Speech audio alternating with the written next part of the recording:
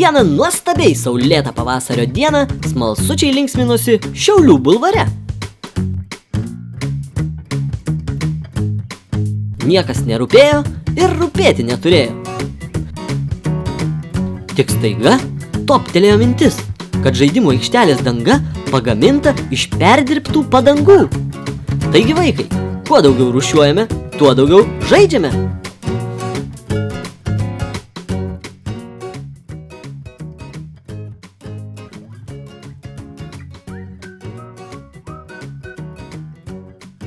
Rūšiuojat atliekas? Taip, mokyklai. Plastiko, popierio, stiklą. Žinot, kokius produktus galima pagaminti perdirbus padangas? Padangas? Nežinau. Iš padangų perdirbtų. Kokie gaminiai yra pagaminami, nežinot? Nežinau, kiek gal ten tos krepšinio aikštelės kaip būna.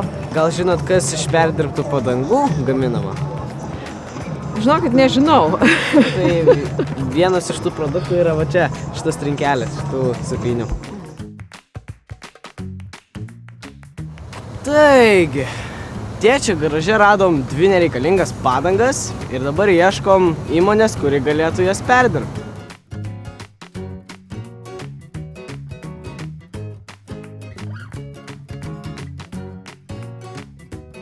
Sveiki. Atvežėm nereikalingų padangų, ar čia patakėm? Taip, mes kaip tik užsiimam naudotų nereikalingų padangų surinkimu, perdirbimu, utilizacijai.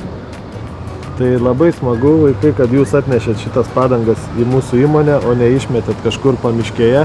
Kaip iš šios padangos gimsta krepšinio aikštelės danga? Tai tuomet savo atneštas padangas nuneškite į padangų rūšiavimo aikštelę ir kviečiu pažiūrėti į cechą, kaip visas šitas procesas vyksta.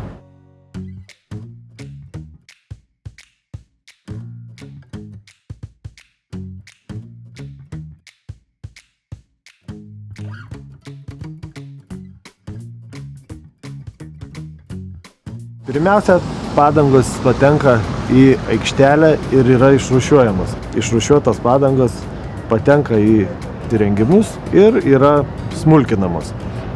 Pirminėje stadijoje padangos susmulkinamos ir iš jų magneto pagalba yra nutraukiamas metalas, likusi guma paduodama tolimesniam smulkinimui į dar smulkesnės detalės.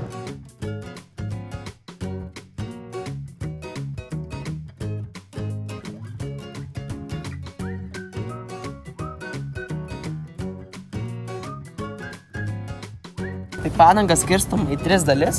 Komponentus – metalą, tekstilę ir gumą.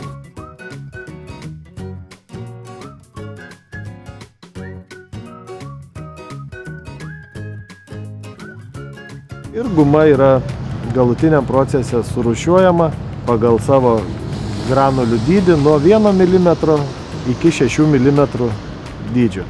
Ir krepšinio aikštelės yra gaminamas iš 3 mm dydžio frakcijos gumos. O tai kas ta frakcija? Frakcija tai yra gumos grūdelio dydis, kuris gali būti nuo keleto milimetrų dalių iki 6 mm. Tai čia viena frakcija? Tokia? Taip.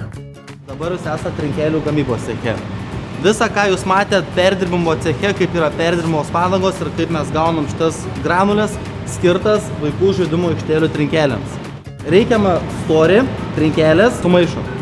Visą šitą maišę sumaišytą pilam į cechą, į šitą presą, išlyginam ir uždarom ir kepam 10 minučių prie 90 laipsnių temperatūros. Ir va, gaunam tokį produktą.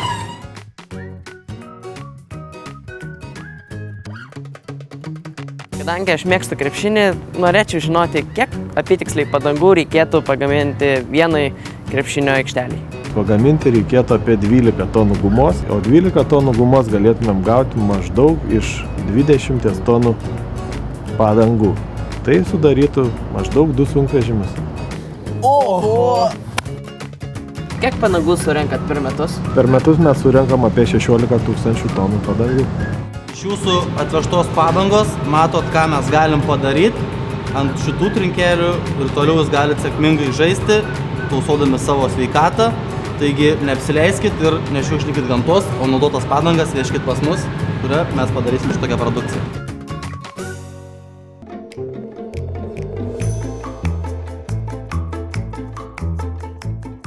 Sveiki, mes esam grupė Golden Parasite. Aš Aurimas, aš Giedrius. Taip kad būkite malonus, rūšiuokite. Mes asmeniškai rūšiuojame.